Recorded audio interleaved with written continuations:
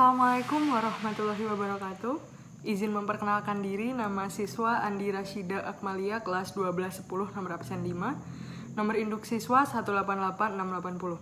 Video ini dibuat untuk memenuhi nilai penugasan matematika peminatan kelas 12 SMA Taruna Nusantara tahun ajaran 2020-2021. Teman-teman semua ingat gak sih, di kelas 11 sampai ke bawah ke kelas 12 juga sih, ada pelajaran yang namanya teori limit di dalam matematika.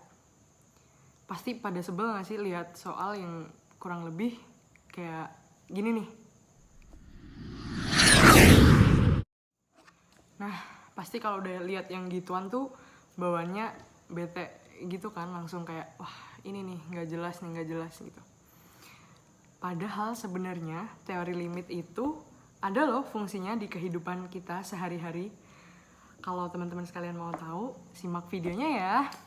Sebelumnya, teman-teman tuh pada tahu nggak sih apa sih artinya dari limit? Nah, jadi limit itu berarti mendekati. Tapi bukan mendekati doi loh ya. Nah, untuk nilai limit itu sendiri diartikan sebagai nilai pendekatan. Pada suatu hari, Andi sedang belajar. Udah lama banget ngeliatin layar laptop nih, jadinya agak pusing gitu. Kenapa ya? Coba ganti kacamata kali ya. Tapi pakai yang ini malah nggak jelas tulisannya. Apaan tuh?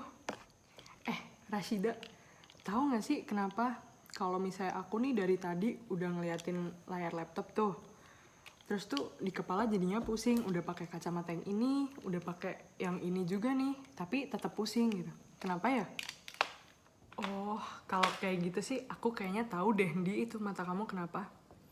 Kenapa kalau kamu pakai kacamata yang ini burem, yang ini masih burem, itu tuh mungkin karena minus di mata kamu itu tambah gede. Jadi kamu butuh kacamata yang kekuatan lensanya lebih besar daripada kedua kacamata yang ini. Tapi nih Yandi, kamu tahu gak sih kalau sebenarnya ngitung kekuatan lensa yang biasanya orang bilang kayak minus setengah, minus 1, itu tuh ngitungnya pakai teori limit. Itu tuh yang pelajaran kelas 11 sama kelas 12. Hah? Emang bener teori limit ada fungsinya di kehidupan sehari-hari? Aku kira dia cuman pelajaran yang susah aja gitu.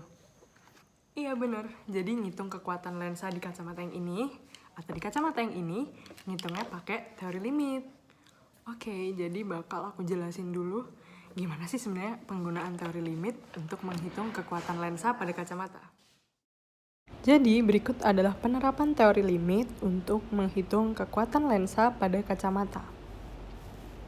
Pertama-tama, rumus ini diambil dari rumus fisika, yaitu 1/F sama dengan 1/S ditambah 1/S aksen. Kemudian didapat 1/S aksen sama dengan 1/F dikurangi 1/S. Dari persamaan itu didapat bahwa S aksen sama dengan 1/1/F dikurangi 1/S. Jadi, dari rumus fisika yang sudah ada di atasnya dapat kita tulis limit S mendekati tak hingga sama dengan 1/1/F dikurangi 1/S, di mana S diganti tak hingga. Oke teman-teman, jadi itu tadi guna limit untuk menghitung kekuatan lensa pada kacamata. Ternyata selain itu, teori limit ini ada banyak fungsinya untuk kehidupan sehari-hari. Contohnya, untuk pembuatan tanggal kadaluarsa pada makanan. Terus di dalam fisika juga digunakan untuk menghitung kecepatan jatuhnya suatu benda atau bisa juga digunakan untuk menghitung biaya rata-rata dan bunga. Demikian video yang dapat saya sampaikan untuk penilaian penugasan matematika peminatan.